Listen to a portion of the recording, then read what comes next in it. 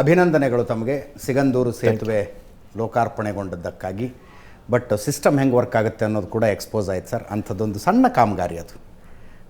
ಈ ರಾಜ್ಯದ ಬಜೆಟ್ಗೆ ದೇಶದ ಬಜೆಟ್ಗೆ ಹೋಲಿಸಿದರೆ ಚಿಲ್ಲರೆ ಕಾಸು ಅನ್ಬೋದು. 473 ಕೋಟಿ. ಅಲ್ಲಿನ ಜನ 55 ವರ್ಷ ವೇಟ್ ಮಾಡಬೇಕಾಗುವಂತಲ್ಲ. 55 long years. ಬೇಜಾರು ಅನ್ಸಲ್ವ ಒಂದೊಂದು ಸಲ? ಯಾವತ್ತೂ ಆಗಬೇಕಾಗಿದ್ದ ಕೆಲಸ ಇಷ್ಟು ಡಿಲೇ ಆಯಿತು ಅನ್ನೋ ಕಾರಣಕ್ಕೆ ಆಗಿದೆ. ಸಂತೋಷ, ಅಭಿನಂದನೆಗಳು. ಬಟ್ ಡಿಲೇ ಆಗಿದ್ದಕ್ಕೆ ಒಂದು ಬೇಜಾರು ಅನ್ಸುತ್ತಾ? ಸಹಜ. ಯಾಕಂದರೆ ಅವರ ಜೀವನದ ಒಂದು ತಲೆಮಾರು ಪೂರ್ತಿ ಎಲ್ಲ ರೀತಿಯಂತನೂ ಕೂಡ ಕಳ್ಕೊಂಡ್ಬಿಟ್ರು ಅವರು.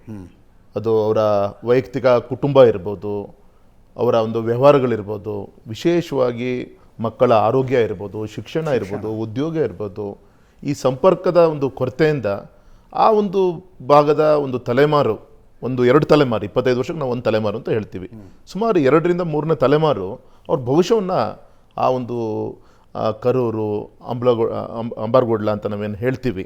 ಯಾಕೆಂದರೆ 6ನೇ ಶತಮಾನದ ಇತಿಹಾಸ ಇರುವಂಥ ಒಂದು ಕರೂರು ಪೇಟೆ, ಕದಂಬರ ಕಾಲದಿಂದ ನಾವು ಇತಿಹಾಸವನ್ನು ನಾವು ತೆಗೆದುಕೊಂಡ್ರೆ ಬೇರೆ ಬೇರೆ ಕಾರಣಕ್ಕೆ ಅಲ್ಲೊಂದು ಡ್ಯಾಮನ್ನು ನಿರ್ಮಾಣ ಮಾಡುವಂಥ ಒಂದು ಆಗುತ್ತೆ 1939ರಲ್ಲಿ ಮೋಸ್ಟ್ಲಿ.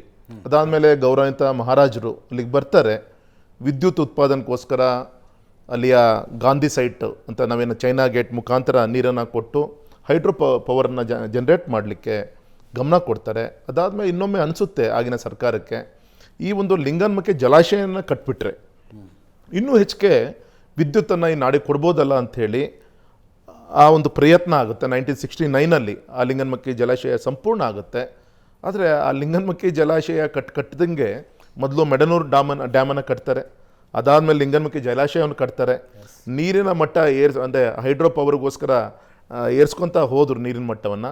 ಹಾಗೆ ಅಲ್ಲಿಯ ಜನರ ಜೀವನದ ಒಂದು ಮಟ್ಟನೂ ಕೂಡ ಇಳಿತಾ ಹೋಯಿತು ಅಂತ ಒಂದು ನೋವಿನ ಸಂಗತಿ.